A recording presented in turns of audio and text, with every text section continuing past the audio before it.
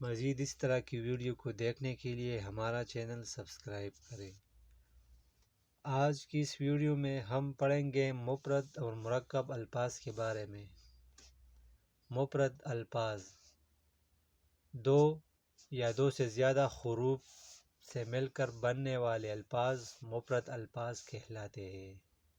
مثلا شان، دن، رات، جناب، ملک، استاد۔ مرکب الفاظ دو یا دو سے زیادہ الفاظ مل کر جب نیا لفظ بناتے ہیں تو اسے مرکب الفاظ کہتے ہیں۔ مثلا شان کریمی، استاد محترم، ملک و قوم، دن اور رات۔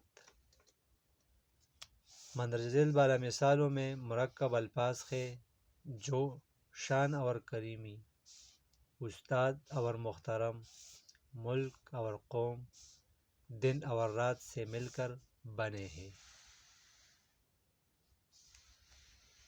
مرکب الفاظ بنانے کے طریقے۔ مرکب الفاظ بنانے کے چند اصول ہیں جو مندرجہ ذیل ہے۔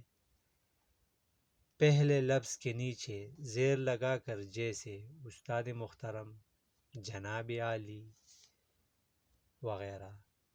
دونوں لفظوں کے درمیان واو لگا کر جیسے صبح و شام، گل و بلبل، شمس و قمر وغیرہ۔